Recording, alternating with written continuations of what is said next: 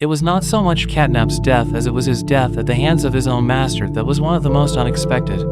Be well, I'm still Floppy and this is Poppy Playtime Chapter 3 Deep Sleep, where we learn why the prototype killed Catnap. In reality, the most formidable henchman and devoted Catnap formed a cult around the prototype, destroying not only those who opposed it but also those who did not support it. This is not about workers who, from the beginning, ought to have been victims.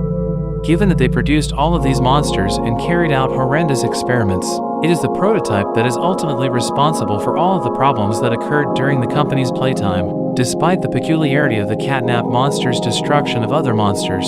There is still the question of why the prototype killed Catnap and why it did not kill other monsters. Since the main villain did not turn on us at this point, at least not in the way that is currently being presented.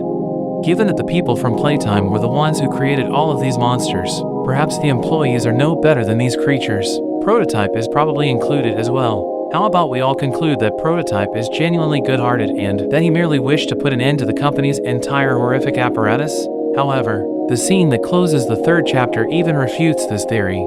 Furthermore, it's really lovely. The way Hagi vanished. Since this is the first antagonist death, I believe we should begin with this one. Up until the third chapter, everyone was curious, and some still are, about Hagi whereabouts.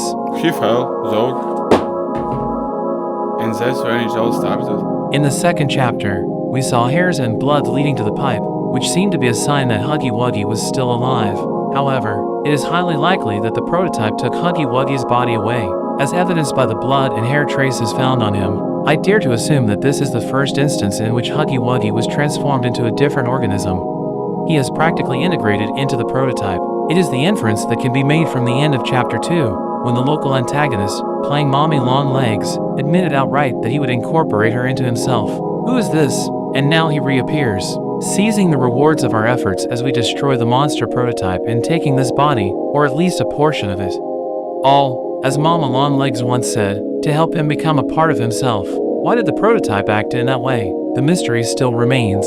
Perhaps he's gathering up a fresh corpse. I doubt he's gathering monsters to resurrect them. If not, Mommy would have told you so and she wouldn't be concerned about dying, because eventually the good prototype will show up to save the day for everyone. However, since the prototype is gathering monsters to become a part of himself, that will not occur. In addition to Mommy and Hagi, I believe he also took a few monsters from the same second chapter. While we didn't witness him drag Miss Delight away in the third chapter, it's still possible that he used her body for his own purposes.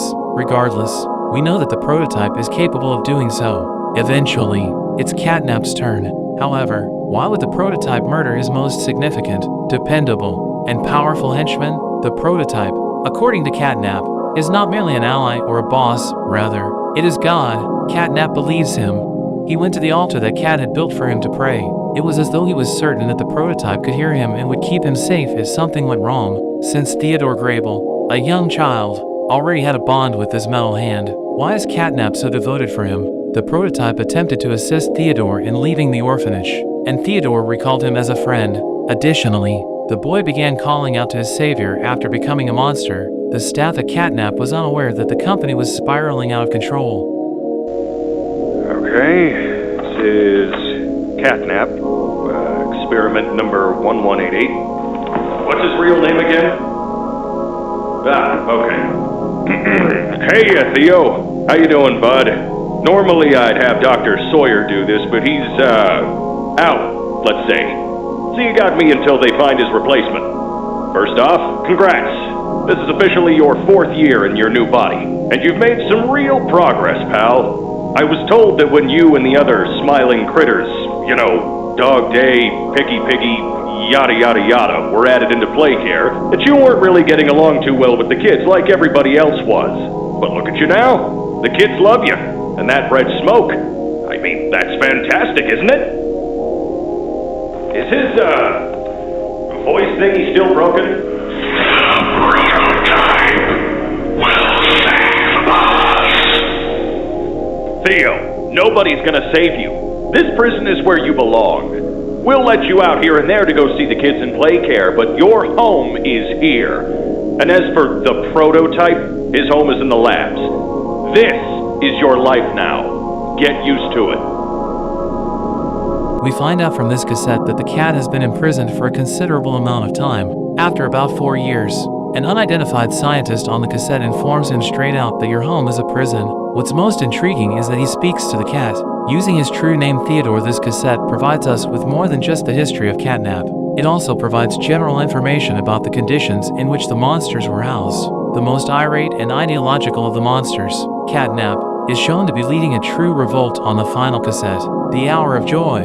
The monster's animosity toward humans could very well be explained by appalling conditions and experiments, which is most likely the reason Kissy Missy is seen with the monsters who are rebelling. However, unlike the others, we don't see her eating anyone. Instead, we can clearly see on the tape that the other monsters jump on people and eat them, and Kissy Missy just scatters anyone who gets too close to her before running away. This is an intriguing clue, and the prototype that actually freed all the monsters is the main cause of all of this. And unlike the other monsters, Catnap was not only affected by the prototype, in fact, he became fixated on it long before the Hour of Joy even occurred.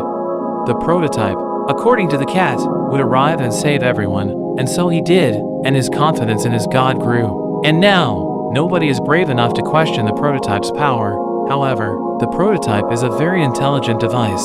Furthermore, the Hour of Joy is only a small portion of his larger scheme, which we are currently unaware of. The most intriguing thing about this is that all of the monsters are essentially just pawns that eventually become his personal possessions or part of the prototype.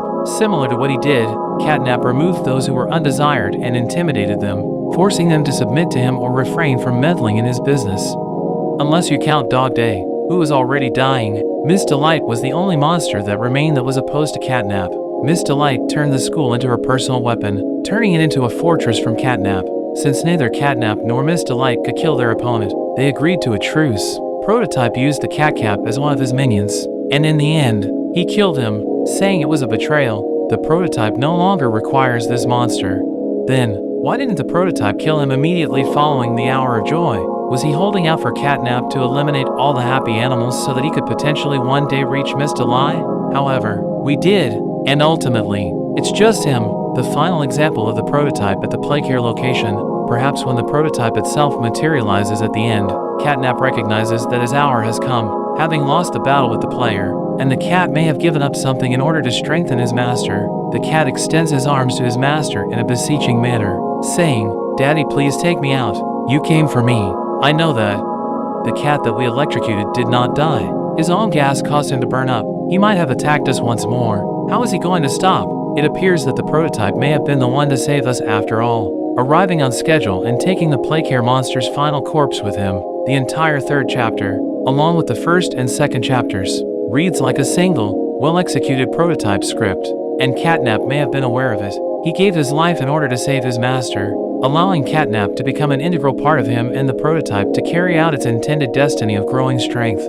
So why do you suppose the prototype eliminates monsters? Post your thoughts and theories in the comment section. In order to avoid missing any videos, remember to click the broken bell to subscribe to my channel. Please like this video, don't forget to leave a comment below this video and share it with your friends and on your page. Bye!